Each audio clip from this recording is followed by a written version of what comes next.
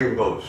It's a very mean and nasty place, and I don't care how tough you are, it will beat you to your knees and keep you there permanently if you let it. You, me, or nobody is gonna hit as hard as life. But it ain't about how hard you hit. It's about how hard you can get hit and keep moving forward. How much you can take and keep moving forward. That's how winning is done. Now, if you know what you're worth, now go out and get what you're worth. But you gotta be willing to take the hits and not pointing fingers saying you ain't where you want to be because of him or her or anybody. Cowards do that, and that ain't you. You're better than that.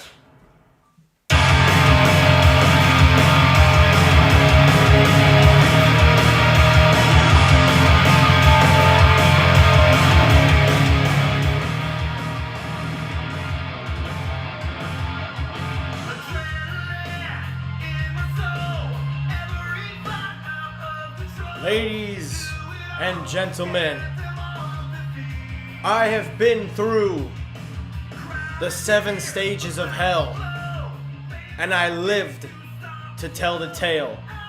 And tonight, a king returns to his throne after 3 weeks of pain, heartbreak, sadness, but most importantly, after 7 stages of hell, a king returns, and he climbed out of that hole, and he lived to tell the tale.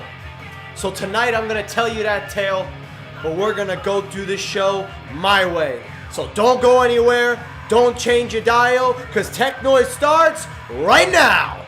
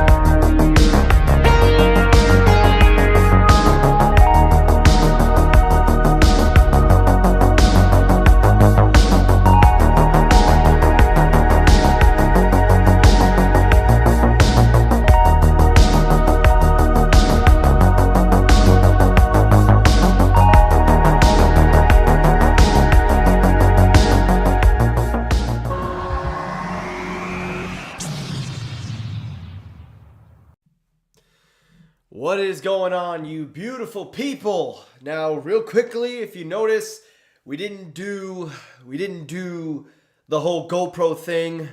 Last minute technical difficulties. I apologize. This show is kind of a little bit of a technical difficulty. As a matter of fact, my whole place is a little bit of a mess.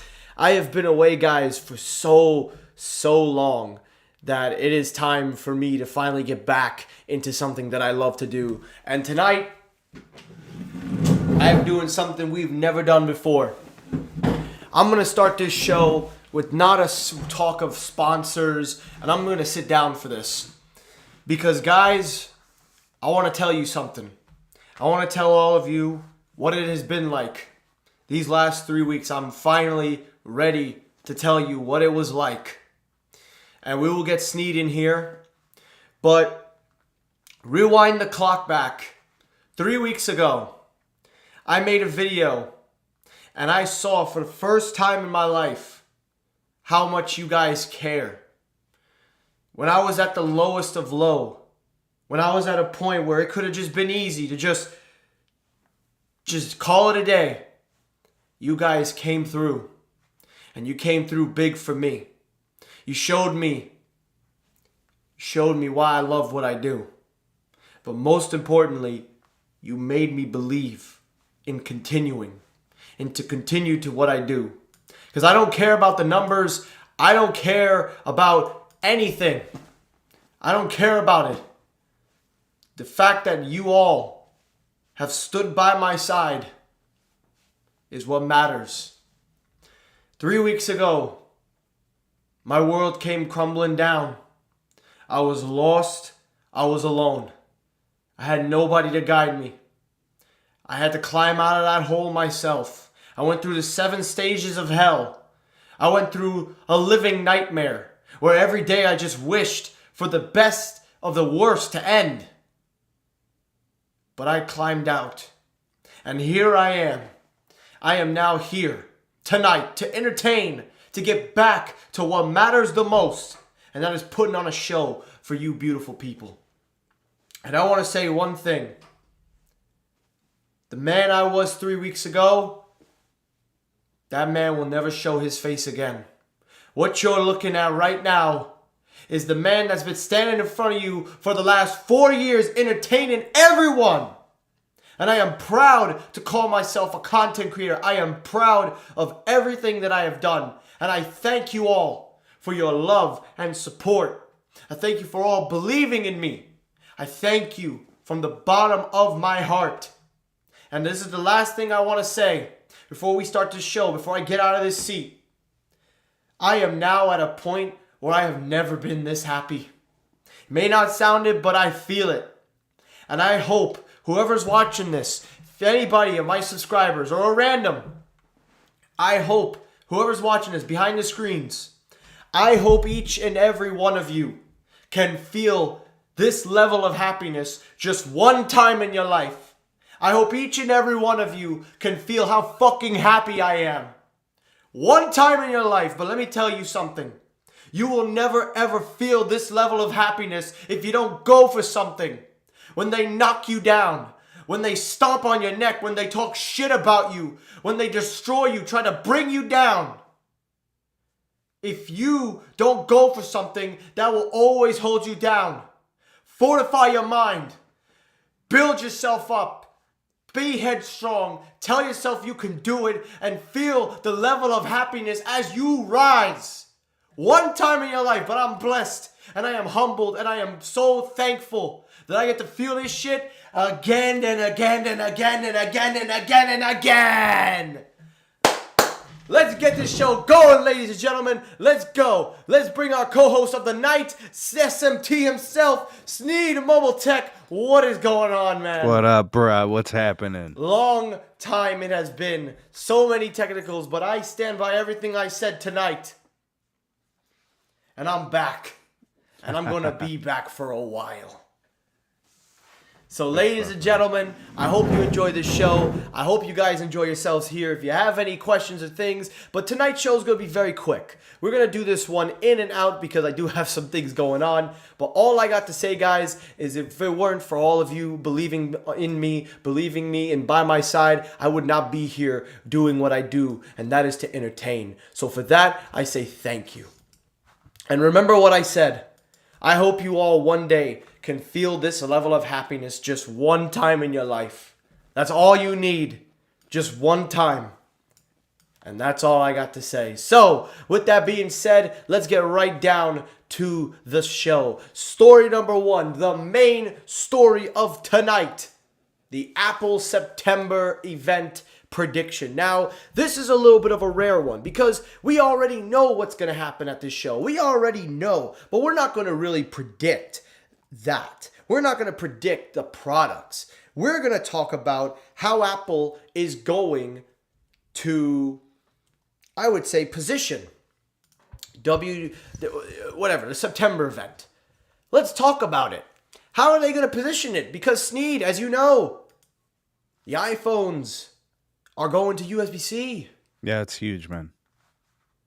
That is huge. We never thought this day was going to come. Remember, you and me were on the same page. We really thought they were going to go wireless charge only. You know, that's the funny thing. When I look back at all of that, I look back at some of the old videos and I tell myself, I'm like, I can't believe that we really thought. But now we are here and we've seen real life images of what these phones look like. And the fact that we are now this closer. We are only a few weeks away, a little bit over a month, but still, we are so close. And I gotta tell you guys, I don't know whether to be excited because I know there are some people that do not like Apple. I know there are a lot of people that don't, but now, at least from what it seems, it looks like they've gotten a lot of things figured out with USB-C finally coming over.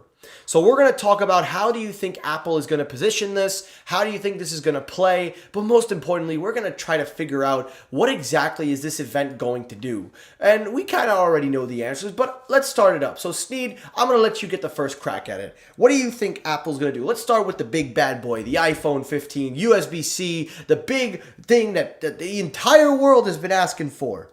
How do you think they're going to play this? Well, the first question is, what are they doing with storage? Are we going to see the base storage bump up? Right? I think that's a big thing for people. I think it's like become a pain point because people are running out of storage. They've got to go cloud, right? So I think that's going to be one of the things they look at. I also think, with respect to the display with refresh rate, I mean, are they going to start upgrading that? Are they going to become more of like, the modern smartphone in that respect? I think the price is something to watch too. We're already hearing rumors of it being $100 more expensive. Mm-hmm. The USB-C thing is big. I mean, who the hell doesn't want one charger for everything they have, right? So that's huge too. I think if I was going to pick those as my main things as a consumer, if I'm coming out of an iPhone 11, if I'm coming out of an iPhone 12, those are the things I'm looking forward to as areas of improvement.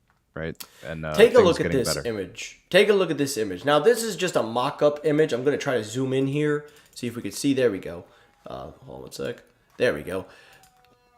Just imagine we are going to see an iPhone with a USB-C port, and it's going to look like this. They are actually improving the display, minimizing the bezel, getting even closer. I've already talked about. What about the dynamic island?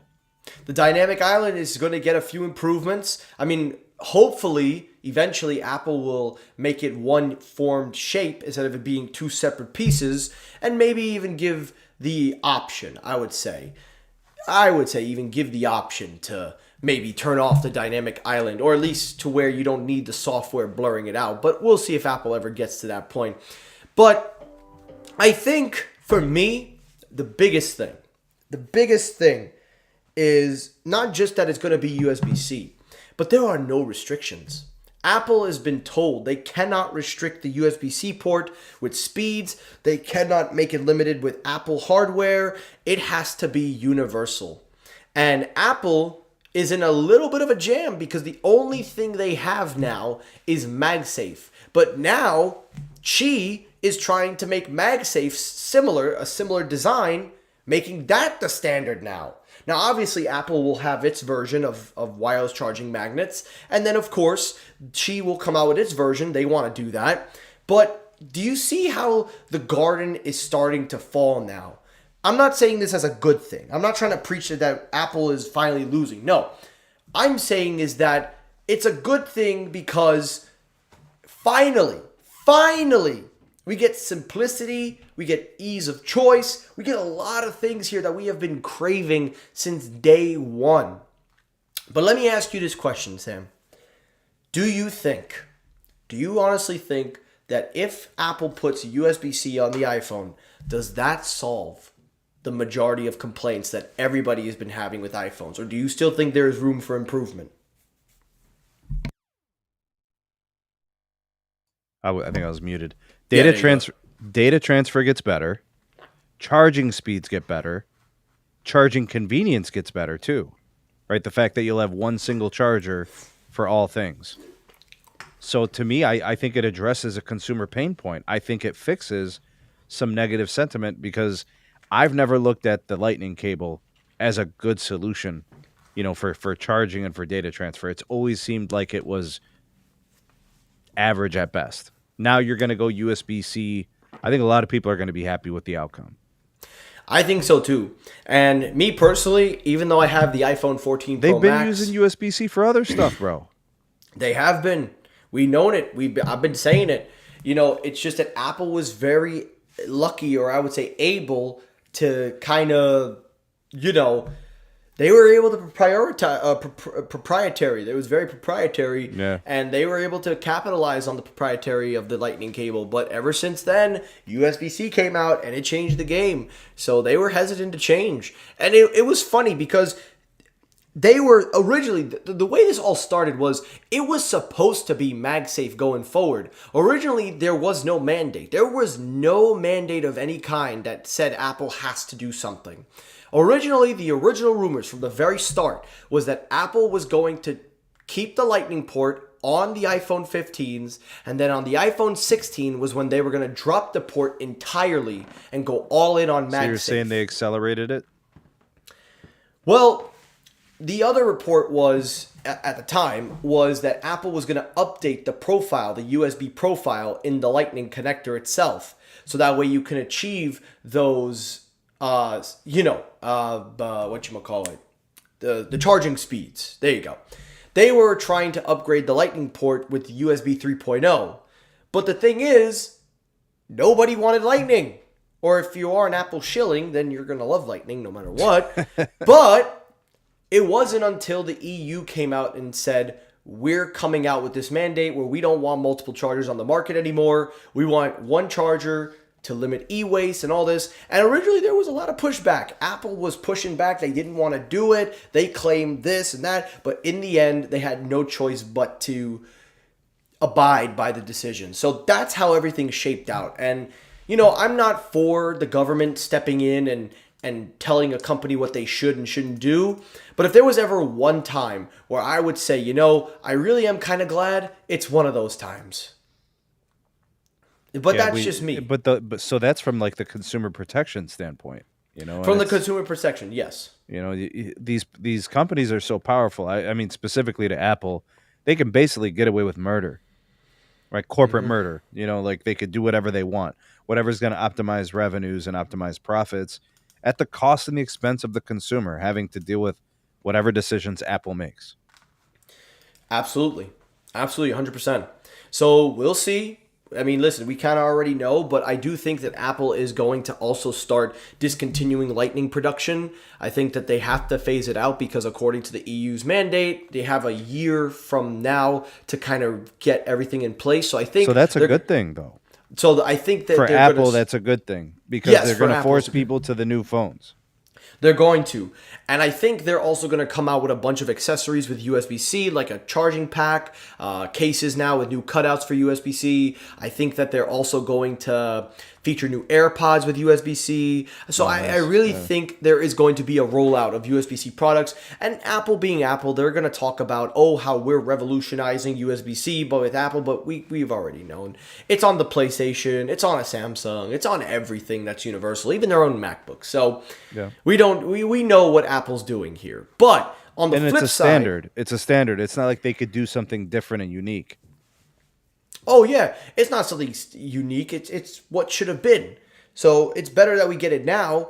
And I will tell you, I will be using USB-C as my main charger if iPhones are getting USB-C. I still have to say if, because again, we're not there yet. So you still have to kind of put the if.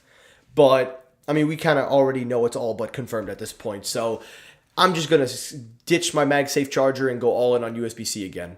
So that's my prayer, because then my headphones charge, my everything charges. So I'm telling you right now, the moment I get the iPhone 15, I am going to make sure. And yes, that's a very good point, Gene. The EU also came out with another mandate saying all new phones have to have removable batteries. So it actually seems that Apple is also working with that. It's not just Apple, it's also all smartphones. So now smartphones are working on where the back panels are removable and that you can pull the tabs. It's not just also Apple. Samsung is also guilty of this too, because they make it very, very hard to get the battery out. You can remove the back panel, but you can't take the battery out. So Apple has now started that process, because now the iPhone 15s are going to have, the Pro models are going to have removable back glass. The standard models had the removable panels. Now the Pro and Pro Max will. So that's going to be very good for repairability. And I think that it hopefully abides by that mandate. So, but again, that would be huge, man. That would be really big if you can order, the real OEM parts and replace them to just, make your phone run better when stuff starts to falter. Oh yeah. And it's funny because now we feel like we're going to a throwback. Remember when we used to have those removable I do. batteries? You could just Yeah. pull off the cover, put the battery in. But there is one argument that a lot of people are making. Does it sacrifice the durability aspect of like What's the so water durable resistant? about the phones right now? Well, the water resistance, the What's IP so rating. water resistant about them right now? I think you could be able to go like, let's just say you drop it like 6 feet or more of water. Let's just say. For 30 seconds. No, I think you could go even longer. I think your phones now you can go even longer. I'm just saying what we have today, while it offers some water resistance, it's not waterproof. Touche. So you might as well have the benefit of, well, let me keep my phone out of the water, but at least I could replace the battery when it starts to fade, which, by the way, is one of the worst things about an iPhone, is the battery health. Oh my God, I've been posting about it all on Twitter. Which iPhone are you in? Are you on the 12 or the 13 gen? I'm on the 14 Pro Max. Oh, so you're upgraded. Okay, I was gonna I say upgraded, and my battery health is at 88%. Not even a year. Last year when wait 88? 88% overall battery health. Wow. Okay, so my wife, she got rid of her 12 Pro Max last year, and it was down to 83%. That's more justifiable than a 1-year-old Right, phone. but that's basically it. 2 years out of the phone, and you need new battery. So I'm not even a year out. I'm not even a year out. Some people are using their phones for 3 or 4 years, so you're going to need at least 2 batteries, possibly a third. You need your standard battery that came with the phone. You might replace 2 batteries over the course of the next 3 or 4 years. Yeah. And I do think it's good that we get that flexibility. Sure. But we'll wait and see what happens with that. Hopefully all companies do this. Let me throw this at you. If the battery is removable, right, which is really nice and consumer friendly, can we talk about how if we go to USB-C, we're probably going to need less battery replacements? Yes, sir. Think about it. People are going to rely less on the wireless charging, which means less inefficient heating, like taking on the extra heat from the MagSafe, the contact points. Dude, if you go USB-C, the charging efficiency is better. You're not going to produce the heat. It's not going to be taking that health degradation. And you're a hardware whiz yourself, and you know that when you use a fast charger, there was a myth a long time ago that fast charging degrades your battery. It's only the heating, and now the heating has gotten so much better that if you put your phone, because look at it this way, people are using USB-C to Lightning to charge their phones. It's a 20-watt charger, fast charging, and it lasts longer than an iPhone with MagSafe every day. I would say that if you charge your battery, your phone with MagSafe every day for a year, you likely have degraded your battery twice as fast as someone who uses cable only. Welcome to my world. But see, that's what they sold you on, is the convenience, which it is convenient. You don't have to fiddle around and insert a cable, but it came at a cost. Yeah, it did. Oh, it absolutely did. So that's why I'm happy when USB-C comes. I'm ditching. I am ditching, and I'm never looking back at MagSafe. I'll do it when the port's off. But I might even keep the phone. I don't care about the tech specs, whatever. As long as USB-C stays on an iPhone, I will keep that phone and ride it out till it can't die no more. Because that's been my whole dream. I don't care about camera technology. I don't care about all this hardware, software. Literally, it's been proven. All of it's basically good enough at this point, right? Exactly. It's good enough. Now you want the lifestyle stuff that makes your life easier. Exactly. And speaking of lifestyle, perfect transition. This is actually the last thing we'll talk about, the Apple Watch. Now, the Apple Watch has become a very big staple of Apple. I think we can all agree that it's probably one of the best wearables on the market. I think right now, if you had to ask, what are you wearing? People are probably going to say Apple Watch or even a smartwatch. Because smartwatches have become very popular, and they are at a point where they know you better than it knows itself. I'd say some people are rocking, Pixel watches. More, I think the Galaxy watches. Some people got the Fitbits too, but I think like 9 out of 10 people have an Apple Watch. The only one that comes close to matching Apple is Samsung. I would say agree. they're a solid second, and Samsung's catching up. I talk about it a lot. Yeah, nice gear. It's good stuff. Yeah, very good. But the Apple Watch Series 9 is looking to kind of be pretty much exactly the same. There is really no big change. However, though, the only big change that we do know about that I covered the other day is that it is going to be getting a brand new CPU. Not a refresh CPU from the last 3 generation models. This is going to be a brand new chip with a new architecture, all new cores, new graphics. So this is going to be the first Apple Watch in the last 3 generations that is getting a brand new, fully made custom CPU. Ooh. So if you have an Apple Watch dating back to I think it's the 6. If you have an Apple Watch Series 6 and you were looking to upgrade, well, now there is a justification because they're not recycling parts and pieces and just adding extra cores. They are actually making a brand new chip from the ground up. So that's going to be a huge performance boost. It's going to be so much better in efficiency. And I think that warrants an upgrade if you have a 3rd generation Apple Watch Series 6, 7, or even if you want to go in with the 8. But other than that, it is going to be the same. But the biggest one is the Apple Watch Ultra 2. Now, the Apple Watch Ultra 2, I have it. I love it. I'm not getting a new one. I'm sticking with it. It's built to just last. It's built so good. But according to reports, it seems it will be getting a brand new color. It will be going with black. Gee, I wonder why they didn't think of that before. Like matte black? A full titanium black. Nice. So obviously these are more of the minimal hardware upgrades. These aren't significant overhauls, but the question that everybody is asking is when is Apple going to fully redesign the Apple Watch standard to what the Apple Watch Ultra is? And the answer is very simple. When they get to the X. Just like when Apple did the iPhone 8 to the iPhone 10, that is when they are going to finally upgrade the display's design and technology. Because according to reports, it seems that Apple wants to phase out OLED. They want to get rid of OLED panels in the Apple Watch, and they want to go in on mini LEDs for better battery. And they feel that mini LEDs can perform at the same level as, of course, an OLED display. Okay, so the bottom line is going to be cost, right? The bottom line is cost. Yeah. So let me ask you a question. If you were in the market for a smartwatch, now let's say you're coming off a Series 6, 3 year in, gonna go on to 4, you have an Apple Watch that's pretty much the same watch that's been made with slight changes, but now you have a brand new watch with more features and a brand new processor that is built brand new. Versus the Ultra, if you didn't even get the Ultra, if you want to pay the $800 price tag, that's up to you. But if you're in the market for an Apple Watch, and oh yeah, it comes in pink now. There's going to be a pink. So my question to you, Sneed, is what would you say if you were a person coming from the Series 6? How much was the Series 6 at launch? I think it's the same price as they've been now. That's the one thing Apple has been very good at, is keeping the cost exactly the same, or at least very close to the same. And we're expecting this new watch to basically be right there within the same around the ballpark. Because the only way I could see them raising the price is only because of the new CPU. But I don't expect it to be fully like $100 more. I would probably say they try to keep it at the same price point for the Wi-Fi model, and then maybe the cellular one, they could kind of bump it up a little bit. Huh. And it's funny because I actually never liked having cellular on my watch, but ever since and fun fact, I've been using my foldable as my second phone for personal reasons. And let me tell you, just having it on my wrist linked to my main number, my Apple Watch, I still get my notifications, but I'm off the grid. Nobody knows where I'm at.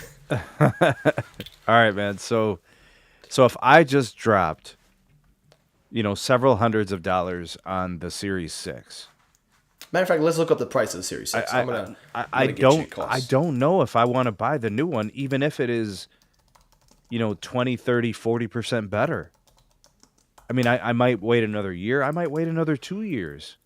The Apple Watch Series 6, when it came out, sorry to cut you off, Sneed. I'm sorry. It's okay. Go ahead. Give us the price. So I remember this was my watch. This was the watch that I bought, and I traded it in for the Apple Watch Ultra.